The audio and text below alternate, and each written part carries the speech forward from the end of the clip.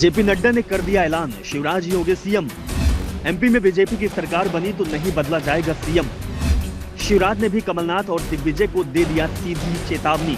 मध्य प्रदेश में बीजेपी की सरकार बनी तो शिवराज सिंह चौहान ही प्रदेश के सीएम बनेंगे।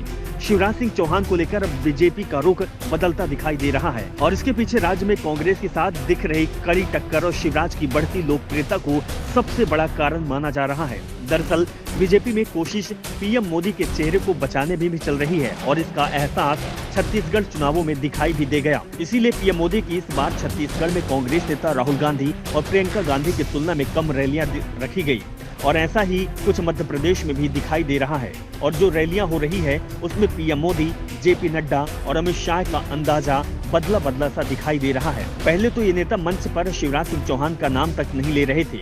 शिवराज सिंह चौहान और शिवराज सरकार की योजनाओं का जिक्र भी नहीं कर रहे थे, सिर्फ केंद्र और मोदी सरकार की योजनाओं को ही गिना रहे थे। लेकिन अब बीजेपी हाईकमान को एहसास हो चुका है कि कांग्रेस के नेता शिवराज पर कम, मोदी पर ही ज्यादा निशाना साध रहे हैं। शिवराज की योजनाओं को गिनाने में कांग्रेस को भी डर लग रहा है, क्योंकि राज्य सरकार की योजनाओं का असर जमीन पर दिख रहा है। तो केंद्र की हर योजना को लेकर विपक्ष जो सवाल कर रहा है उसका जवाब बीजेपी नेता भी नहीं दे पा रहे हैं। सवाल उठ रहा है कि आखिर पेट्रोल 100 रुपए लीटर क्यों बना हुआ है, जबकि क्रूड के दाम बेहद कम हो चुके हैं। सवाल उठ रहा है कि जब सिलेंडर 500 रुपए का ही करना था तो चुनाव के समय क्यों किया गया। सवाल कई हैं और हर सवाल के केंद्र मोदी सरकार है। इसके बाद बीजेपी हाईकमान ने भी अब अपनी रणनीति बदल दी है। अब शिवराज सिंह चौहान केंद्र में आ गए, उनकी योजनाएं गिनाई जा रही है। पीएम मोदी और या फिर अमित शाह पहली बार उनके जुबान पर शिवराज सरकार की फ्लैगशिप योजना लाडली बहन आ चुकी है।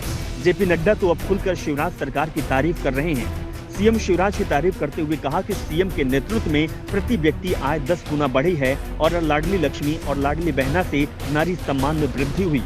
नड्डा आगे बोले कि इलेक्ट्रिकल इंफ्रास्ट्रक्चर में वृद्धि से सिंचाई का रकबा बढ़ा है, जिससे किसानों की आय में भी वृद्धि हुई। उन्होंने विभिन्न नौकरियां और चुनाव में महिलाओं के आरक्षण बढ़ाए जाने की बात भी कही। ये बदलाव पहले सप्ताह भर में ही दिखाई दिया है। दरअसल बीजेपी ने चुनाव के बीच कार्यकर्ताओं से फीडबैक लिया, साथ ही निजी एजेंसियों से सर्वे कराया और जो रिपोर्ट सामने आई उसमें साफ हो गया कि चुनाव पीएम मोदी के नाम पर नहीं, शिवराज के नाम पर ही चल रहा है। बीजेपी शिवराज को जितना पीछे करने की कोशिश कर रही है, कांग्रेस उतना ही आगे निकल रही है। शिवराज को जितना दबाया जा रहा है, बीजेपी भी उतना ही दबती जा रही है। इसके बाद बीजेपी ने एमपी के लिए अपनी रणनीति में बड़ा बदलाव किया है। हाईकमान से मिले संकेतों के बाद शिवराज सिंह चौहान के तेवर भी बदल चुके हैं। अब वो खुलकर बोल रहे हैं और शिवराज ने कमलनाथ और दिग्विजय सिंह को सीधे चुनौती दे दी। शिवराज ने कहा कि मात्र 15 महीने की सरकार में इन लोगों ने मेरे भाई बहनों के कल्याण की सारी योजनाओं को बंद कर दिया, लेकिन अब कोई मेरी बहनों और जनता के बीच आएगा, मैं उसे कहीं का नहीं रहने दूंगा। शिवराज ने कहा कि कांग्रेस के लोग रोज मुझे गाली देते हैं। एक दिन तो सोशल मीडिया पर मेरा श्राद्ध ही कर दिया कि मामा तेरा श्राद्ध हो गया। मैंने कहा कि मर भी गया तो राख के ढेर से जिंदा हो जाऊंगा और अपनी जनता की सेवा करने का प्रयास करूंगा। Bureau report, the Dhakad news.